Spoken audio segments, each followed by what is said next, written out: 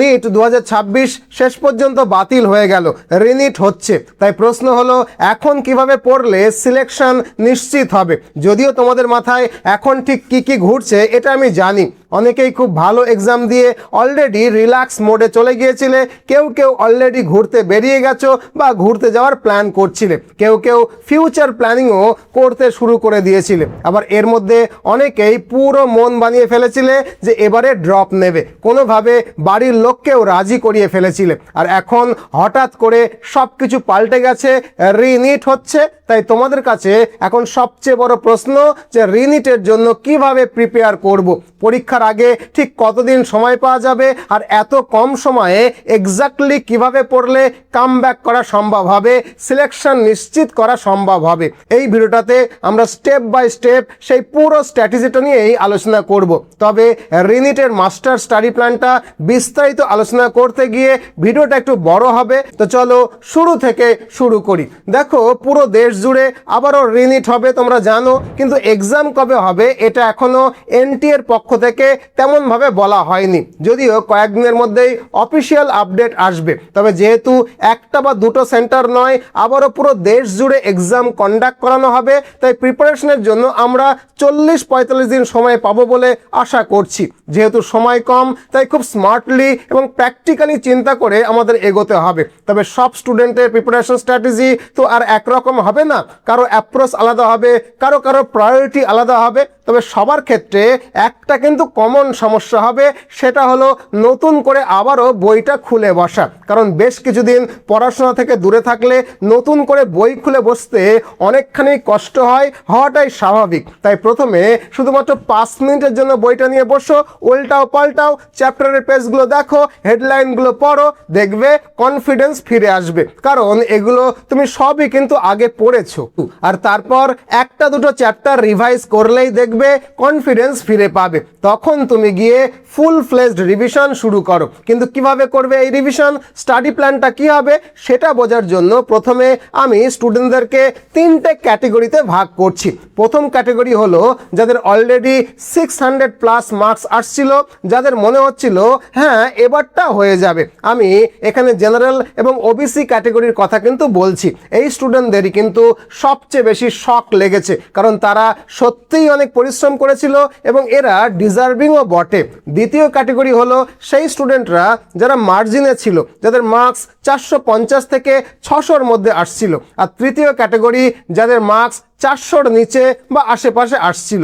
এই 3টে ক্যাটেগরির জন্য আমি আলাদা আলাদা প্ল্যান দেব, যে স্টাডি প্ল্যানটা ঠিকঠাকভাবে ফলো করলে সিলেকশনের চান্স কিন্তু অনেকটাই বেড়ে যাবে। তো চলো একে একে সব ক্যাটেগরি স্টুডেন্টদেরকে নিয়ে আলোচনাটা শুরু করি। প্রথমে সেই স্টুডেন্টদের কথা বলবো যাদের 600+ মার্কস আসছিল এবং যারা অলরেডি যথেষ্ট কনফিডেন্ট ছিল যে এবারে তাদের সিলেকশনটা হয়ে যাবে, মানে ক্যাটেগরি 1 স্টুডেন্টদের কথা আমরা প্রথমে বলবো। দেখো, তোমরা অলরেডি একটা স্ট্রং লেভেলে কিন্তু পৌঁছে গেছো, সেই লেভেলের পরিশ্রমও তোমরা করেছিলে, তোমাদের কনসেপ্টও মোটামুটি ক্লিয়ার। তাই এই মুহূর্তে তোমাদের চ্যালেঞ্জটা কনসেপ্ট বিল্ডিং নয়, বরং কনসিস্টেন্সিটাকে ধরে রাখা। তবে আমার কথা শুনে আবার ওভার কনফিডেন্স হয়ে যেও না, এটা ভেবে নিও না যে একবার পড়া হয়ে গেছে আর তেমন কিছু পড়া নেই, এটা কিন্তু ভুলেও ভেবো না। বরং বাস্তবতা হলো আবারও পড়তে হবে, আবারও নতুন করে ফোকাসড প্রিপারেশন শুরু করতে হবে।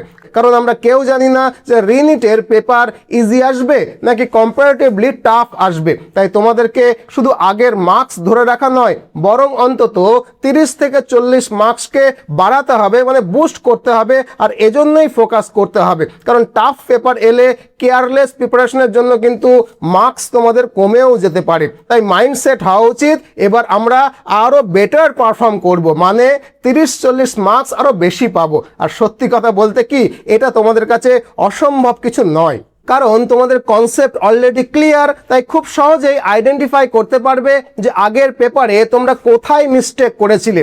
সেই কারণে তোমাদের প্রিপারেশনের প্রথম স্টেপই হওয়া উচিত কমপ্লিট পেপার অ্যানালিসিস। পুরো পেপার আবার ক্লামলি দেখো কোথায় কোথায় স্লিম মিস্টেক হয়েছে, কোথায় কনসেপ্টের জন্য কনফিউশন ছিল, কোথায় প্রশ্নটা টাইম প্রেশারের কারণে তুমি ভুল করে ফেলেছো, এর সব কিছু আইডেন্টিফাই করো। এটা হয়ে গেলে তোমাদের দ্বিতীয় গুরুত্বপূর্ণ কাজ হবে হবে কোয়েশ্চেন প্র্যাকটিস বাড়ানো, বিশেষ করে একটু হায়ার লেভেলের কোয়েশ্চেন, কারণ এখন বেসিক বা লোয়ার লেভেলের কোয়েশ্চেন সলভ করে খুব বেশি লাভ নেই, অন্তত তোমাদের কিন্তু লাভ হবে না। মাঝে মাঝে জেইই মেন লেভেলের কোয়েশ্চেনও তোমরা প্র্যাকটিস করতে পারো, স্পেশালি ফিজিক্স এবং ফিজিক্যাল কেমিস্ট্রিতে তো বটেই। এতে ডিফিকাল্ট সিচুয়েশনকে হ্যান্ডেল করার মতো কনফিডেন্স তোমাদের মধ্যে বিল্ড আপ হবে। আমি এটা বলছি না যে পুরো সময় তোমরা জেইই অ্যাডভান্স লেভেলের প্রিপারেশনটাই করতে হবে, কিন্তু নিজেকে একটু চ্যালেঞ্জিং কোশ্চেনের মধ্যে রাখলে টাফ পেপারের জন্য মেন্টালি কিন্তু রেডি থাকা যায়। আর এই প্রিপারেশনটাই কিন্তু আলটিমেটলি তোমাদের স্কোর বুস্ট করতে সাহায্য করবে। তোমাদের অ্যাকুরেসি ভালো, এটা তোমরা নিশ্চয়ই মানবে, তাই সেই স্ট্রেংথটাকে আরও ইমপ্রুভ করার চেষ্টা করো। প্রতিজ্ঞা করো আগের বার যে ভুলগুলো হয়েছে এবার যে কোনো মূল্যে সেগুলোকে অবশ্যই কারেক্ট করবে। তাই এক কথায় তোমাদের প্রিপারেশনের মেজর ফোকাস হবে full length mock test, question practice এবং অবশ্যই মিস্টেক অ্যানালিসিস এবং উইক সাবজেক্ট ইমপ্রুভমেন্ট। রিভিশনটা অবশ্যই করবে, কিন্তু শুধু পড়ে গেলে কিন্তু হবে না, প্র্যাকটিসটাও ইকুয়ালি কিন্তু ইম্পর্ট্যান্ট। আর আরেকটা জিনিস করতে হবে, সেটা হলো ফিজিক্স, কেমিস্ট্রি, বায়োলজির মধ্যে কোন সাবজেক্টে তোমাদের মার্কসটা কম্পারেটিভলি কম আসছিল সেটা খুঁজে বের করতে হবে, কারণ প্রায় সবারই একটা না একটা কিন্তু উইক এরিয়া থাকে। ধরো ফিজিক্সে উইক ছিলে, তাহলে আগামী 40-45 দিন ফিজিক্স থেকেই কিন্তু বেশি মার্কসকে বাড়ানোর তোমাদের চেষ্টা করতে হবে, কারণ কখনো কখনো শুধু একটা সাবজেক্ট ইমপ্রুভ করেই ওভারঅল স্কোর কিন্তু অনেকটা বাড়িয়ে ফেলা যায়। আশা করি বিষয়টাকে বোঝাতে পারলাম। দ্বিতীয় ক্যাটাগরি স্টুডেন্টদের ব্যাপারে আমরা এই ভিডিওর একেবারে শেষে আলোচনা করব, তাই এবার আমরা তৃতীয় ক্যাটাগরি স্টুডেন্টদেরকে নিয়ে কথা বলবো, মানে যাদের মার্কস 400-র নিচে আসছে। দেখো, একটা প্র্যাকটিক্যাল এবং অনেস্ট কথা তোমাদের বলি, হিসেব করে যদি দেখো 250, 300 বা 350-র মতো মার্কস আসছে, তাহলে মাত্র 1.5 মাসে সেটাকে হঠাৎ 600+ লেভেলে নিয়ে যাওয়াটা কিন্তু বাস্তবিকই খুব কঠিন একটা ব্যাপার। অসম্ভব বলছি না, কিন্তু পসিবিলিটি কিন্তু খুবই কম। তাই এখানে ইমোশনস নয়, স্মার্ট ডিসিশন নেওয়াটা কিন্তু অনেক বেশি ইম্পর্ট্যান্ট। কেন বলছি কথা? কারণ তোমাদের অনেকেই অলরেডি মেন্টালি প্রস্তুতি হয়ে গিয়েছিলে যে এবারে সিলেকশন না হলে নেক্সট ইয়ার ড্রপ নিয়ে আবার প্রপার প্রিপারেশন শুরু করবে। বিশেষ করে যারা প্রথমবার এক্সাম দিচ্ছ বা ফার্স্ট ড্রপার, তাদের মধ্যে কিন্তু এই স্কোর রেঞ্জটা খুবই কমন একটা ব্যাপার। তবে তার মানে এই নয় যে রিনিটের কোনো ভ্যালুই নেই। অবশ্যই এক্সাম দেবে, সিরিয়াসলি প্রিপারেশন করবে, কিন্তু মাইন্ডসেটটা এমন হওয়া উচিত নয় যে এবারেই যেভাবেই হোক সিলেকশনটা আনতেই হবে, এরকমটা অন্তত ভেবো না। কারণ তোমরা কিন্তু অনেকটা অপরচুনিটি পাচ্ছ। কেন? কারণ তোমরা এক বছরে দুইবার এক্সাম দেওয়ার সুযোগ কিন্তু পাচ্ছ। এতে তোমরা আবার রিয়েল এক্সাম এনভায়রনমেন্টকে এক্সপিরিয়েন্স করতে পারবে এবং কোয়েশ্চেন লেভেল, প্রেশার হ্যান্ডেলিং এবং টাইম ম্যানেজমেন্ট সব কিছু আরও ভালো করে বুঝতে পারবে। আর একটা গুরুত্বপূর্ণ বিষয় হলো, রিনিট হতে এখনও অন্তত 1 থেকে 1.5 মাস সময় তো লাগবে। তারপরে এক্সাম, রেজাল্ট, কাউন্সিলিং নিয়ে আরও কিছুটা সময় যাবে, বেশ কিছুটা সময় যাবে। তাই যদি পুরো ফোকাসটা শুধু রিটেস্টের পেছনেই চলে যায়, তাহলে নেক্সট অ্যাটেম্পটের জন্য যে ভ্যালুয়েবল সময়ে বেসিকটা স্ট্রং করা যেত, সেই সময়টা কিন্তু নষ্ট হয়ে যেতে পারে। তাই আমি স্ট্রংলি সাজেস্ট করব যে যদি তোমরা অলরেডি নেক্সট ইয়ারের প্রিপারেশনটা শুরু করে থাকো, তাহলে সেটাকেই মেনলি প্রায়োরিটি বানাও এবং রিনিটটাকে প্রিপারেশন জার্নির একটা অংশ হিসাবে নাও, ফাইনাল ডেস্টিনেশন হিসাবে কিন্তু নিও না। হয়তো আমার কথা শুনে একটু হতাশ লাগবে, কিন্তু বাস্তবতাটা বোঝো, তোমাদের প্রিপারেশন এখনও স্ট্রং লেভেলে পৌঁছয়নি। কেন এরকম বললাম? কারণ এবারেও কিন্তু কোয়েশ্চেনগুলো খুব একটা আউট অফ সিলেবাস বা ইম্পসিবল ছিল না। বেশিরভাগ ক্ষেত্রেই তোমাদের মার্কস কেটেছে কনসেপ্টের ক্লিয়ারিটি, প্র্যাকটিস আর অ্যাকুরেসির অভাবে। তাই প্রথমে আইডেন্টিফাই করো যে ফিজিক্স, কেমিস্ট্রি, বায়োলজির মধ্যে কোন সাবজেক্টটা কম্পারেটিভলি তোমরা একটু বেশি ভালো। ধরো বায়োলজিটা তুলনামূলকভাবে তোমরা স্ট্রং, তাহলে সেটাকেই তোমরা স্ট্রংগেস্ট বানানোর চেষ্টা করো। একটা সাবজেক্ট স্ট্রং হয়ে গেলে ওভারঅল কনফিডেন্সটা কিন্তু অনেকটা বেড়ে যায়, তখন বাকিগুলোকে স্ট্রং করবে। তবে আবারও বলছি, শুধুমাত্র ইমোশনাল হয়ে এমন এক্সপেকটেশন তৈরি করো না যে এবারই যে কোনোভাবে 600+ আনতেই হবে। এরকম প্রেশার নিজেদের ওপরে তৈরি করো না, বরং লং টার্ম স্মার্ট প্রিপারেশনের দিকে ফোকাস করো, যাতে আগামী অ্যাটেম্পটে সত্যিই স্ট্রং কামব্যাক তোমরা করতে পারো। আশা করি বিষয়টা তোমাদেরকে বুঝিয়ে বলতে পারলাম। এবার আসি দ্বিতীয় ক্যাটেগরি স্টুডেন্টদের কথায়, মানে যাদের মার্কস 450 থেকে 600-র মধ্যে আসছে। সত্যি বলতে কি এই ক্যাটেগরিটাই কিন্তু আজকের আলোচনার সবচেয়ে ইম্পর্ট্যান্ট অংশ, কারণ যদি আর একটু পুশ করা যায় তাহলেই কিন্তু এদের সিলেকশনটা হয়ে যাবে। তাই যদি তুমি জেনারেল বা ওবিসি ক্যাটেগরির হও তাহলে তোমার মিনিমাম টার্গেট হওয়া উচিত 600+ মার্কস। ধরো এখন তোমার 550 মতো মার্কস আছে, তাহলে আগামী 40-45 দিনে কিছু এক্সট্রা এফোর্ট দিয়ে, কিছু সিলি মিস্টেক কমিয়ে, আরও কয়েকটা কোয়েশ্চেন কারেক্ট করে 600+ টস করাটা খুবই কিন্তু সম্ভব একটা ব্যাপার।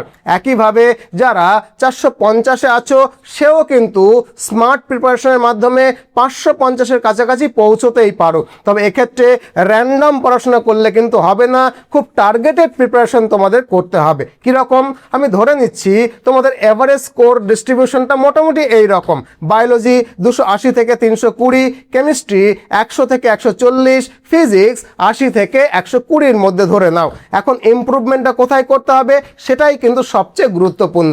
প্রথমে আমি লোয়ার মার্কস ক্যাটেগরিদের কথা বলি। ধরো বায়োলজিতে তোমাদের 280 মার্কস আসছে, তাহলে টার্গেট হওয়া উচিত কিন্তু অন্তত 340-এর কাছাকাছি যাওয়া, কারণ বায়োলজি এখনও নিটের সবচেয়ে স্কোরিং সাবজেক্ট। এখানে কম্পারেটিভলি কম এফোর্ট দিয়ে বেশি মার্কস কিন্তু তোলা যায়। তাই কামলি বসে পুরো পেপারটাকে অ্যানালিসিস করো। বায়োলজিতে কোন কোশ্চেনে ভুল হয়েছে, কেন ভুল হয়েছে সেটা আইডেন্টিফাই করো। অনেক সময় নলেজ না থাকার কারণে নয়, বরং কেয়ারলেস মিস্টেক বা কনফিউশনের জন্য মার্কস কিন্তু কেটে যায়। তাই টার্গেট রাখো একই ভুল তুমি দ্বিতীয়বার আর করবে না। এবার কেমিস্ট্রিতেও একই অ্যাপ্রোচ ফলো করো। যদি 100 থেকে 140-এর রেঞ্জে মার্কস আসে তাহলে অন্তত 8-10টা এক্সট্রা কোশ্চেন কারেক্ট করার চেষ্টা করতে হবে। ফিজিক্যাল, অর্গানিক না অর্গানিক, কোথায় তোমার উইকনেস আছে সেটাকে তোমরা আইডেন্টিফাই করো। আবার ফিজিক্সে যদি 80 থেকে 100-র মধ্যে মার্কস আসে তাহলে প্রথম ফোকাস হবে রিভিশন প্লাস কোয়েশ্চেন প্র্যাকটিস। এখানে কনসেপ্টের সাথে সাথে অ্যাপ্লিকেশন আর অ্যাকুরেসিও কিন্তু ইমপ্রুভ করতে হবে। তাই রেগুলার কোশ্চেন সলভিং ছাড়া ফিজিক্সে ইমপ্রুভ করাটা কিন্তু কঠিন। তাই ডেইলি প্র্যাকটিস কিন্তু এখানে একেবারে ম্যান্ডেটরি। আশা করি বোঝাতে পারলাম। এবার সেই স্টুডেন্টদের কথা বলি যাদের বায়োলজিতে 320-র কাছাকাছি, কেমিস্ট্রিতে 140-এর কাছাকাছি, ফিজিক্সে 120-র কাছাকাছি মার্কস আসছে, মানে যারা একটু হায়ার রেঞ্জে আছো। দেখো তোমরা অলরেডি খুব ক্লোজ পজিশনে আছো। এখন তোমাদের লক্ষ্য হওয়া উচিত প্রপার জাম্প দেওয়া, মানে 620+ টার্গেট রাখো, কারণ টার্গেট বড় রাখলেই অ্যাকচুয়াল স্কোর কিন্তু 600-র আশেপাশে গিয়ে পৌঁছবে। বায়োলজিতে 320 থেকে 340-এ যাওয়াটা খুব একটা ডিফিকাল্ট নয়, কিন্তু যদি রিভিশন আর এনসিইআরটি বেস প্র্যাকটিসটা ঠিকঠাকভাবে করা যায়। কেমিস্ট্রিতে 140 এলে 150+ টার্গেট কিন্তু তোমাদের করা উচিত। আর ফিজিক্সে 120 এলে 130 থেকে 35 পর্যন্ত নিয়ে যাওয়ার চেষ্টা কিন্তু তোমাদের করতে হবে। এখানে অনেক সময় মাত্র 2-3টে এক্সট্রা কারেক্ট আনসারই কিন্তু হিউজ ডিফারেন্স তৈরি করে দেয়। তবে সবশেষে বলি, এই এক্সাম কিন্তু শুধু নলেজের এক্সাম নয়, অ্যাকুরেসিরও এক্সাম। খুব বেশি কোয়েশ্চেন অ্যাটেম্প করলে কিন্তু সিলেকশন হয় না, বরং কতগুলো কারেক্ট করলে আর কত কম নেগেটিভ খেলে সেটার ওপরেই কিন্তু সিলেকশন আলটিমেটলি নির্ভর করে। তোমাদের মধ্যে অনেকেই কিন্তু আগেরবার পেপারে ওভার অ্যাটেম্প করে ফেলেছো, ফলে আননেসেসারি নেগেটিভ বেড়ে গেছে। তাই যদি কোনো কোয়েশ্চেন নিয়ে খুব ডাউট থাকে তাহলে সেটা ছেড়ে দেওয়াটাই স্মার্টার ডিসিশন, কারণ একটা -1 অনেক সময় পুরো র্যাঙ্কটাকেই কিন্তু পিছিয়ে দেয়। তাই সব মিলিয়ে এবারের ফোকাস হওয়া উচিত আননেসেসারি নেগেটিভ কমানো, এক্সট্রা কারেক্ট আনসার বাড়ানো এবং উইক সাবজেক্টটাকে আইডেন্টিফাই করে সেখানে উন্নতি করা এবং মক টেস্ট অ্যানালিসিস করা। তোমরা খুব কাছাকাছি আছো, তাই সিনসিয়ারলি এই 1-1.5 মাস স্মার্টলি যদি ইউটিলাইজ করো তাহলে স্কোর কিন্তু অবশ্যই ইমপ্রুভ হবে। আর একটা কথা মনে রেখো, যদি পেপার টাফ আসে তাহলে সেটা সবার জন্যই কিন্তু টাফ আসবে। সেই ক্ষেত্রে কাট অফ কিন্তু অটোমেটিক্যালি নিচে নামবে। তাই এক্সাম হলে শুধু প্যানিক করো না, বরং নিজের বেস্টটাকে দিয়ে এসো। আর তারপরেও যদি দেখো ফাইনালি সিলেকশনটা হয়নি বা কাউন্সিলিংয়ে যদি গিয়ে দেখো সরকারি মেডিকেল কলেজ পেলে না, সেক্ষেত্রে এখন থেকেই হাতে কিন্তু একটা অপশন বি রেখে চলো। এই অপশন বি বলতে আমি বলতে চাইছি সাধ্যের মধ্যে খরচে বিদেশ থেকে এমবিবিএস পাশ করে আসা। কারণ দেখতেই পাচ্ছ নিটের কি হাল, সেটা তোমরা অনুভব করতেই পাচ্ছ।